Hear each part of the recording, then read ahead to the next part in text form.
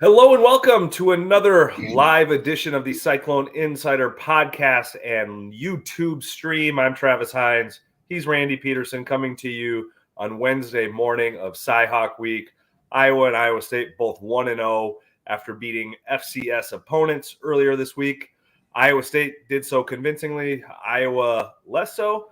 We're going to hear to break down the matchup from certainly the Iowa State side, but I think, Randy, both you and I have a lot of thoughts on Iowa after watching that game and talking to our colleagues Kennington Smith and Chad Lysicow, who will both be at the game with us on Saturday, along with an entire huge, massive contingent of Des Moines Register sports department. I guess, do we need to go back over anything from Saturday with SEMO? Randy, I feel like we probably covered most of everything after the game, but any lingering thoughts from Iowa State's 42-10 victory over the Red Hawks? I don't think so, other than the fact that Cartavius Norton will not play. It sounds like he won't play. I mean, Campbell's never definitive about that stuff, but I think we can take it to the bank that he's not playing. And for a guy that had, how many carries did he have? 3, 4, maybe 3? I talked to a lot of fans, and I'm sure you did too, and I got a lot of input from fans. Those 3 carries, however many he had, were certainly enough to thrill Iowa State fans for the future of Iowa State's rushing game. But anyway, he's not playing, and Jake Ramsburg, the right tackle, he's not going to play. Although Campbell said he was going to return to the practice field this week. It's still going to be a while. I'm still guessing September 24th against Baylor in the Big 12 opener. But as far as going over the stats, I don't think we need to dwell a whole lot on that. It's about moving forward, and it's about a lot of things. I mean, primarily, I'm guessing that Hunter Decker's playing against the best defense he'll play against all year, and his first road game as a starter, and certainly first in Iowa City. Yeah, I mean, I think obviously everybody knows Matt Campbell 0-5 against Iowa. Well, obviously they did not play in 2020. Iowa State has lost 6 straight in this series. Randy, you wrote about how they have not created a turnover in well over half a decade in this series. I mean, I feel like everybody is well aware. I mean, I asked this question to somebody earlier today, or at least I gave my opinion. To me, it feels like Iowa knows what it's doing against Iowa State, and that they have a blueprint for winning that game, which is probably not that much different from their blueprint of winning every game. But to me, this does not feel all that fluky. I mean, yes, you had the muffed punt back in 2019, but I feel like Iowa has been the better team in all of, if not the vast majority, if not all of these 5 matchups under Matt Campbell. But they've been close. It just seems to me that Iowa's been able to do what Iowa State wants to do just a little bit better in terms of taking care of the football, minimizing mistakes, and leaning on your defense to win close games. And that's what we've seen a lot in this series recently, and Iowa's just been, that much better. That's the thing. Look at the offensive statistics. They certainly favor Iowa State the last 4 or so of the games. Favor Iowa State by a fairly significant margin, but like you said, Travis, Iowa State is making the mistakes. I mean, like you said, the muff punt, for example, the turnovers, other stuff, and it's just been that Campbell uses it a lot. That maybe once a week, the winning in the margins type of stuff, and what's happened to Iowa State, at least recently against Iowa, is a classic definition of that. Iowa is a team that I don't care what happened in game 1. I mean, we can throw that out. You can't make those kind of mistakes, especially offensively, against Iowa. Iowa's defense is the best Iowa State will play, like I said, and to me, it's Iowa State will put up a wonderful defense too. I think it'll be a low scoring game, but the deal is how Iowa State moves the ball, if it moves the ball against the defense. I mean, with a new quarterback, I guess Iowa State's offensive line right now is more veteran than it's not. Um, Certainly, we know Tyrell Brock can play. At least we've seen that after game one, and we've seen it last year against Clemson. I think it just comes down to Hunter Deckers and the receivers. Yeah, I mean, I think what already has dominated the discussion, and I think will likely dominate the discussion into the weekend, is Iowa's offense after scoring just a field goal last week against South Dakota State. Obviously, the defense gets 2 safeties that puts them over the top. You know, I don't know that I've seen a definitive stat, but I think the closest I saw was the first team to score exactly 7 points without a touchdown in at least over 40 years. And that's obviously going to drive a lot of discussion, especially after the issues they've had offensively under Brian Ferentz with Spencer Petras at quarterback. And Randy, I was talking to our colleague Chad Leistikow earlier today, and to me, this is such a precarious position for Iowa to be in, and they've kind of boxed themselves in at a program level, not at a team level, but I feel like they've boxed themselves in with the struggles they've had offensively, with the fact that the offensive coordinator is the head coach's kid, the fact that the coach has been there now for 23, 24 years, is that whatever annoyances the fan base has, despite all the victories, Ferentz still does, I think, a lot of things that kind of rub at least some loud people very wrongly. And to me, as we go into this game on Saturday for Iowa, they're in a really ugly place of where every single offensive possession is going to be a referendum on the program, because they've been struggling so bad on that side of the ball because of the Ferentz connection there, because of sticking with Petras, that if they go 3 and out in that first drive, or they fail to really move the ball in the first quarter, that Kinnick crowd is going to turn on them. I think it'll be bad for the home team there if the Iowa offense does not show some signs of life early, and that's going to create a really strange dynamic in the game. Like, don't get me wrong, this is still going to be an incredibly hostile environment for Iowa State, but I do wonder, like, the mood of that building if Iowa, which they probably will struggle offensively given what we've seen and the fact we think Iowa State's defense is probably pretty good, that if they go 3 and out, or if they just can't put points on the board, like the mood and tension in that building is going to be very strange. And again, I think it's a referendum on the whole program, on every single offensive drive, which is absolutely not where you want to be as a program. Dude, I talked to people who were at that game Saturday, at the Iowa game last Saturday. When the students now start chanting for the backup quarterback, you got problems. You really got problems. And that's exactly what happened. It's not a good situation over there. I've covered Iowa for a lot of years. Everybody knows that. It can get hostile. With Iowa fans being very critical, vocally critical of their own team. And you're right, Travis. You are absolutely right. It's that I can't even imagine. I cannot imagine what that stadium will be like if Iowa State defense holds Iowa to 3 and out on the Hawks' first possession. But I don't know how Iowa State will even react to that, because certainly Iowa State players will hear what's going on. I don't know. I think it's just going to be an interesting dynamic if, in fact, that happens. I mean, even if, in fact, somehow Iowa continues to struggle on offense, just to hear the fans, how they react, depending on what the score is, of course, but to hear the fans, how they react. And I'm curious about how the Iowa State players react as well. Does it create more momentum for them? I don't think they need a whole lot more momentum. Or does it make them more anxious? I don't know. It's just going to be an interesting dynamic if, in fact, it happens, which it certainly could.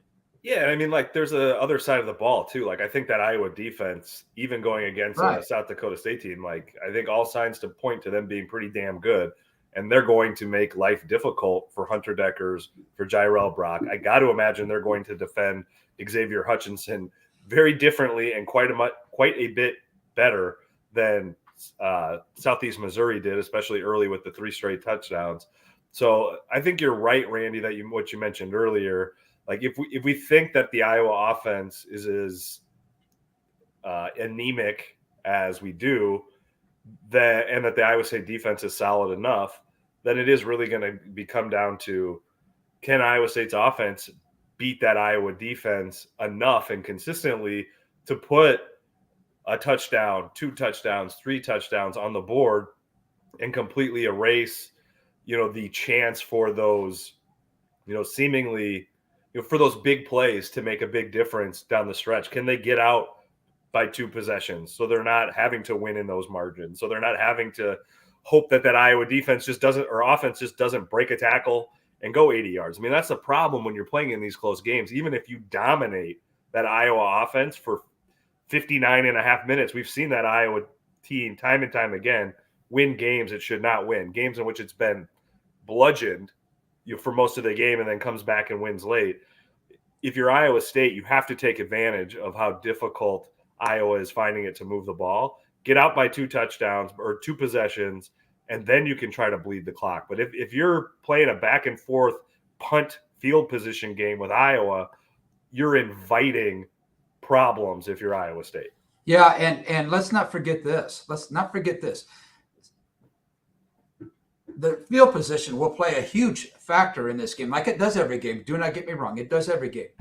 But this game in particular, because with the Iowa punter, who seemingly has a magnet for landing the ball inside the 5-yard line. Great punter, the best punter in college football. Iowa State's going to be starting drives inside the 5-yard line. That's when the Iowa defense, or any defense, that's when defenses get excited. Okay, that's when that gives them more momentum than anything. So let's say Iowa State's got the ball third and 5 at its own 10. Iowa State's got the ball 3rd and 5 at its own 10. Deckers drops back to pass. Finds, I don't know, Jalen Noel. Let's say Jalen Noel sees him open for a split second in the flat, throws the ball, and then boom, here comes a pick 6 and for a walk-in touchdown. I've seen it happen before, and it all starts with that punter. It's going to be interesting to see what kind of effect he has on this game. He certainly has affected games in the past. Talking with Jalen Noel yesterday, who will return punts for Iowa State. He's watching film of Torrey Taylor, the punter. He's watching film. And I asked him, I said, are you putting more emphasis into the punter in this game than you do other games? And he said, not necessarily, but because they already know so much about what the kid can do. So it's going to be that part of the game is going to be extremely interesting to me as well, and especially if it's a rainy day. I mean, the field will be fine, but if it's a rainy day, like I see rains now could be possibly coming into the forecast, it could be a slick ball. And I'm not just talking about throwing and catching, pass catching a slick ball. I'm talking about kicking and covering and catching a kick with a slick ball, with defense running down that would like rather take your head off than look at you. It's going to, I think that whole kicking thing could throw a whole dynamic into this game. Yeah, I agree. I mean, Iowa State obviously untested in that department, with the first time specialist there that they have. But Randy, I think like the other thing that we probably shouldn't overlook when we're talking about this will be the first time that Iowa State is really going to go out and ask Hunter Deckers to play 60 minutes of football. Last year he played in 2 meaningful games against Iowa and Oklahoma. The Iowa game was just the 4th quarter, I believe. Oklahoma was just a handful of series until Brock Purdy came back in. Then obviously last week his debut as a starter against an FCS opponent that they blow out by 5 touchdowns. this will be the first time where he's got to be really good consistently for an entire football game. And can he do that? Maybe. I think Iowa State has a lot of confidence that he can do that, as we've talked about all offseason about how they really stuck with him as their starter without really much. It didn't seem like deliberation, that there was full confidence in Deckers to be able to assume the role for Brock Purdy. But the fact remains, we still haven't seen him do it under bright lights against a big-time opponent, again, for 60 minutes. He's had flashes last year against Iowa, had flashes against Oklahoma, but he's just an unproven quarterback at this point, one with a lot of potential and a lot of confidence from his coaching staff. But again, it'll be interesting to see, what do you do the first time when you got to play high-level football from start to finish? Do you thrive? Do you struggle? Or is it a bigger problem than that? Is it inconsistent? I mean, that's the thing to me. It'll be most interesting for Hunter Deckers is consistency over 60 minutes. Can he do it? How do you how do you get him momentum? And we may find this out later tonight from the coordinators who we talked to. How does Iowa State does Iowa State do anything special to try to give Hunter Deckers momentum, confidence early on what is his first play of the game, a throw to Hutchinson or Knoll or I don't care, take your pick. Do they give him that freedom on the first play, or does the first play, which most of the time in big games it's a handoff to the tailback, and in years past it's been Brees, and before that David. Do they do that? It's going to be interesting to see how if they do anything special to get Hunter Deckers some confidence in this game against the best defense Iowa State will play, and in the most hostile environment Iowa State will play in, regardless of how Spencer Petras is doing, it'll still be hostile against Iowa State. Does Iowa State do anything funky to get Deckers' confidence early in the game? That's another little angle that's going to be intriguing as well. Well, and Randy, to that point, I mean, we heard from starting center Trevor Downing relatively unprompted yesterday, saying their number one agenda is to make sure that their quarterback gets comfortable and in a rhythm, really early on. And I think some of that is informed by last year with Purdy throwing those 3 interceptions. And some of that is that you have essentially a rookie quarterback, or at least a rookie starter in Hunter Deckers. So I think you're right that they're going to prioritize getting Deckers comfortable and in the groove as soon as they can. Now, what form does that take? I'm guessing it's trying to feed those 2 wide receivers that you mentioned. And, do they try to establish a running game early? I mean, obviously they kind of inverted that last week against SEMO with, really having a ton of success in the pass, giving way to success on the ground. Do they try to flip that script and feed Jirel Brock early? I don't know. I mean, it'll be very interesting to see what that running game looks like, because it did not look impressive early on in that game against Southeast Missouri until the second half when Brock really turned it on. This is a very different kind of test, though. So, again, I think it'll be fascinating. Hunter Deckers, to me, is maybe one of the more fascinating aspects of this game from the Iowa State side. Again, I think the dominant storyline is going to be that Iowa offense, because it looks so bad last week and because of the lingering problems they've had there for years.